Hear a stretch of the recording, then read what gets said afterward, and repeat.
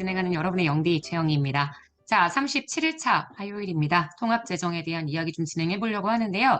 이 통합재정 최근에 되게 이슈가 많이 됐죠. 카페도 되게 떠들썩했었는데, 네, 이 통합재정에 우리가 일반적으로 얘기하는 금융성 기금을 포함시킬 것이냐, 시키지 않을 것이냐, 결과적으로 이게 출제가 되기는 굉장히 어렵습니다. 왜? 아직 확실하게 정부 내에서도 논의가 완료가 되지 않은 내용이기 때문에 그래서 너무 그런 부분에 스트레스 받지 마시고요.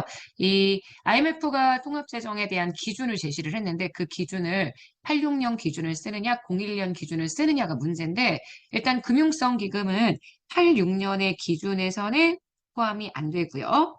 01년 기준에서는 포함이 됩니다. 근데 문제는 01년 기준으로 쓰자 하고 있지만 아직 정부 조직 내에서는 86년 기준을 쓰는 곳이 많고요. 또 국가재정법에서는 금융성 기금을 통합재정에 포함시키지 않는다고 명시하고 있기 때문에 일단 지금은 금융성 기금을 안 쓰는 게 더 확실한 것 같은데요. 이게 제가 카페에서도 여러 번 얘기했지만 전화를 해서 한번 물어봤었거든요. 기재부에 이 통합재정 관련된 정책 담당하고 있는 사무관하고 통화를 했었는데 아직 정부 조직 내에서도 확실하게 어느 걸 써야 한다라고 얘기를 할 수가 없다고 합니다. 그러니까 일단은 그런 부분들이 건드려지지 않을 거라는 거 통합재정 자체의 의미에 조금 더 집중을 해서 공부해 주시면 됩니다. 아시겠지만 통합재정은 우리 예산이 일반회계와 특별회계로만 구성이 되고요. 기금은 예산에 포함이 되지 않죠. 그래서 우리가 예산의 크기를 봐도 정확하게 국가재정 전체의 크기를 확인할 수 없다는 문제 때문에 일반회계, 특별회계, 기금 모두 다 포괄한 전체 재정활동 요거 계산해 주는 걸 통합재정이라고 이야기를 합니다. 본래 예산이 세입과 세출을 모두 다 포함하고 있기 때문에 본래 통합재정도 세입과 세출 모두 다 해서 구합니다. 일반회계, 특별회계, 기금 포괄해서 내부거래 빼고 그 다음 보존거래 뺍니다. 그래서 이걸 각각 제외한 순계의 개념으로 중복거래되는 금액을 제외하고 구하는 게 원래 일반적인데 세입, 세출 모두를 다 고려하는 것도 필요하지만 지출 항목의 크기를 보기 위한 것도 결국 통합재정을 계산하는 되게 중요한 목적 중에 하나이기 때문에 우리가 총 지출 규모와 통합재정 규모 이 두 개가 통합재정의 지출 항목만을 따로 보기 위한 지표이다. 이렇게 기억을 해주시면 되고요.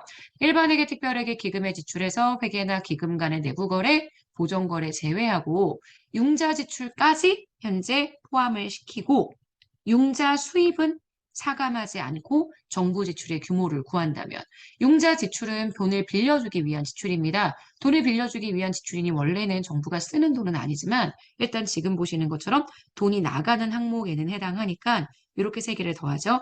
경상적인 형태의 지출, 자본 지출, 융자 지출 이 세 가지를 더해서 총지출 규모라고 표현을 하는데 이 총지출 규모는 융자 수입을 차감하지 않습니다. 요거 말고 통합재정 규모 요새 구하잖아요. 통합재정 규모는 총지출 규모가 경상, 자본, 융자 지출로 구성이 됩니다. 거기에 융자 회수된 영역을 좀 빼주자. 그래서 마이너스 해주는 거. 그러니까 여러분들이 기억하실 때 통합재정은 그냥 일반적인 세입 지출을 다 원래는 고려해서 구하는 거라고 이야기한다면 총지출 규모라고 얘기하면 경상과 자본과 융자 지출 세 가지의 지출 항목을 합산해서 구한다. 그리고 여기에서 만약에 융자 회수를 빼서 구해주게 되면 이걸 통합재정의 규모라고 표현한다. 이렇게 생각해 주시면 됩니다. IMF 권고에 따라서 통계 지출로 작성을 하고 있고요. 중앙재정, 지방재정까지 모두 포함해서 지금은 통합재정을 합산하고 있다는 것도 알고 계시겠죠. 정부 재정활동에 국민에게 미치는 경제적 효과를 분석하는 게 가장 큰 장점인데 융자 지출도 재정 수주의 적자 요인으로 파악하고 있다는 거. 융자 지출이라는 게 돈이 나가잖아요. 이건 융자 지출은 돈이 나가는 건데 사실 돈을 빌려주는 걸로 나가는 건데 실제 그거 나가는 것까지 재정 적자 요인으로 파악한다는 게 문제가 된다. 물론 융자 지출 나중에 회수 시점이 되면 돈이 들어오니까 흑자 요인이 되기는 합니다만 지출 항목 자체를 적자 요인으로 파악한다는 단점이 있다. 이렇게 기억해 주시면 될 것 같습니다. 자, 문제를 한번 풀어보도록 할게요. 자, 일단 1번은 2014년 국가직 9급에 출제가 되었던 문제입니다.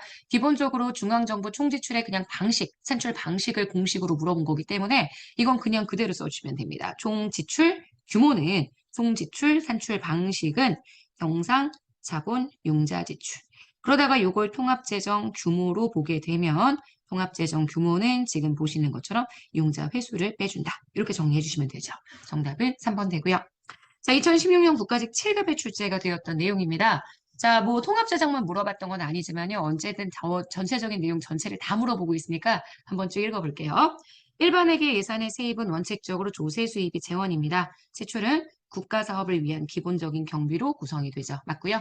실질적인 정부의 총 예산 규모를 파악하려면 총계의 개념으로 만약에 합산을 한다. 그러면 중복 계산되는 것들이 분명히 있기 때문에 예산의 순계를 기준으로 작성을 해주게 됩니다. 그래서 2번은 X죠.